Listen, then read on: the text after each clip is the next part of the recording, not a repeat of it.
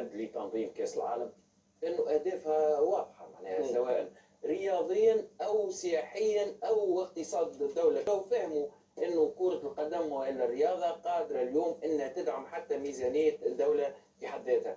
المغرب اللي توفر لك فندق ولا نزل لكل منتخب واحد، المغرب اللي توفر لك ملعب لكل منتخب واحد، المغرب اللي تلقى تقريبا سكه المترو تقريبا بين 100 ل 300 متر في اقصى الحالات على معناها على الفنادق ولا على الملاعب وكل.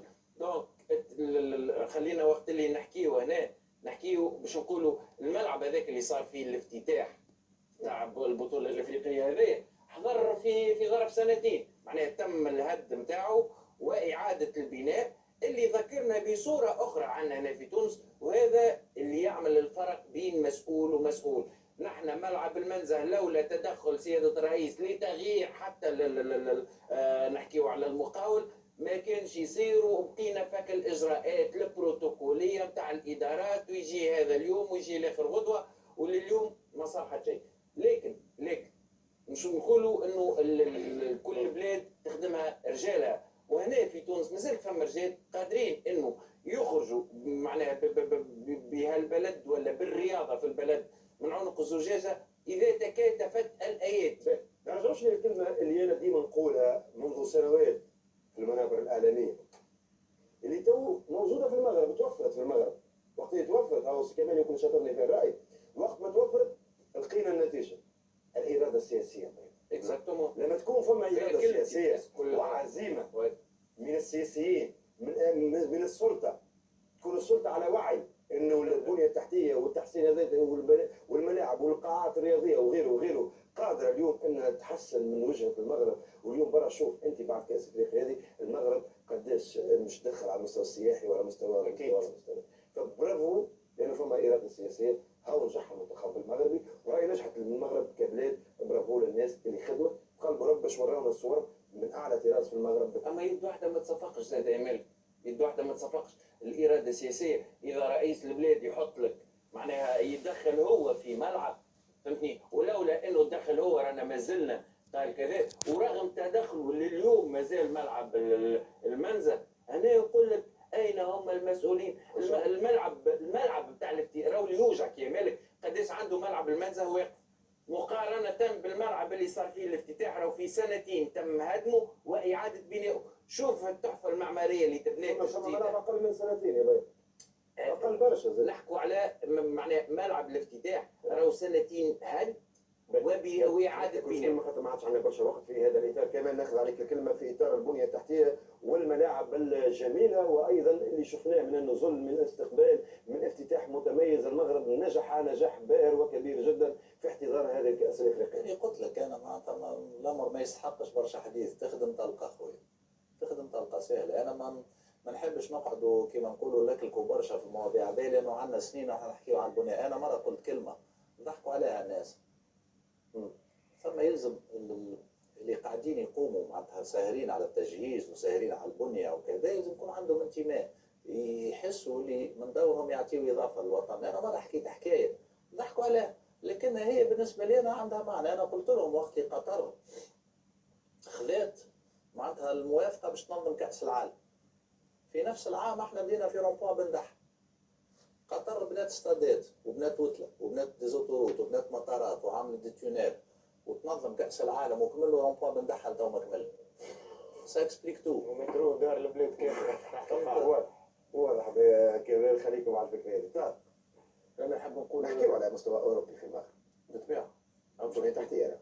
أو مش نحكي نقول برافو للشعب المغربي، شعب انه سيريس وكل شيء. فما دي ريكور. انا كي شفت ايفينمون بلانيتير يعني كي شفت فما دي ريكور في كل شيء. في لي تيران نبداو لي تيران لي انستالاسيون. اول مره ما ننساش زاد اول مره تصريح بعد نجمي بعد اول مباراه اللي كان اشاد بها بالتنظيم وبالبنيه التحتيه. ديجا لي تيران اول مره كوب دافريك افيك 9 كومبلكس يعني 9 تيران. الغازون 4 جينيراسيون معناتها غازون وسانتيتيك يسميوه ليبريد في التيرانات الكل. لي ريكور حتى في الديفوزيون دي ماتش لي كاميرا الديرني معناتها كاميرا سبايدر كاميرا، يعني كاميرا وعندك لي درون خير من الاوروب. يعني علاش نقول لك برافو للشعب المغربي؟ خاطر ليديسيون هذه اللي هي الكوب دافريك ردها قبل الكوب امريكا، بعد الكوب دو اوروب في الكلاسمون، كوب دو موند، كوب دوروب وكوب دافريك.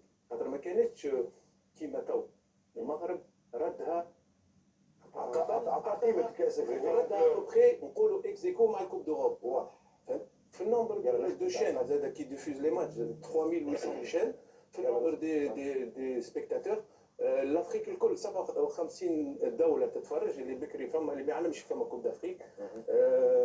كل فريق 32 ايكيب، كل فريق عنده كومبلكس، عنده تيران، سال دو ميسكول، عنده اوتيل 5 ايطوال. فرانشمون برافو للمنتخب المغربي. سياسه وشعب، علاش كيما قال سي كمال يلزم الدوله جونيس سبور والجامعه مع بعضهم يمثلوا باكي. وشفنا ريزولتا سان بروجي اسوسياتيف اي سبورتيف حطوه من بعد 2011 ملي شد فوزي لقجه، ومنه يريكولت لي فروي. واضح. نبيل يلا. انا باش نحكي الديبار اللي شفته انا وعشته في قطر 2020. شفت اكاديميه محمد السادس. لا فيريتي اكاديميه محمد السادس بدات 2013 بدات تخدم.